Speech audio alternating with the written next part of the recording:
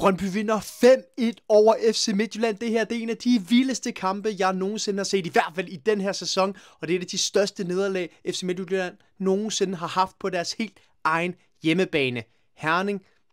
Skal vi lige høre det gå igennem den? Det tror jeg vist nok lige, vi skal. Det starter simpelthen med, at Brøndby kommer foran efter 10 minutter spil. Mathias Kvistgaard. Rigtig fin aflevering af Jakob Rasmussen. Og så sætter han den bare ind, og Olsen på mål. Jamen, han kan ikke gøre noget. Han bliver fanget på det forkerte ben, og Brøndby får en 1-0. Og så i slutningen af første halvleg, jamen, så er der hånd på bolden. Og hvad er seriøst hånd på boldreglerne? Helt seriøst, hvad er reglerne for det? Jeg forstår det ikke. Cornelius, der bliver ikke dømt straffespark. En lignende situation for et par uger siden, og så den her situation. Jeg forstår bare ikke, hvor linjen den er henne med de her handsregler. Helt seriøst, jeg synes ikke, det er i orden. Og jeg kommer også til at lave en video omkring det her. Men FC Midtjylland får straffespark, og Buxer han scorer, og så står den 1-1 ved pausen. Og så tænker man, okay, kan Midtjylland komme tilbage i anden halvleg? Og lad os bare sige, at det kunne de absolut ikke på nogen som helst måde.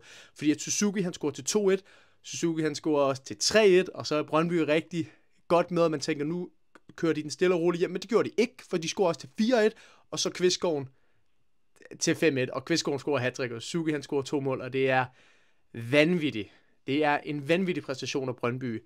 Det er den stærkeste præstation, de har leveret i den her sæson overhovedet, og jeg er meget imponeret.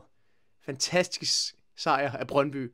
Klasse. Og hvis du er ny her på kanalen, hvis det er første gang, du ser videoen, så husk at subscribe. Skriv en kommentar, hvad du synes om den her kamp. Var du inde og se den? Skulle Brøndby have vundet større? Altså, er det overhovedet godt nok kun at vinde 5-1 over FC Midtjylland? Selvfølgelig er det godt nok. Tak fordi du så den her video, og jeg laver endnu flere videoer, og jeg elsker simpelthen at lave videoer omkring Superligaen. Det er noget af det fedeste at lave herinde omkring Sørgebold.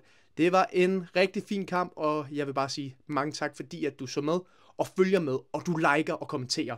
Det er så nice. Men nu er der ikke andet end at sige, vi ses.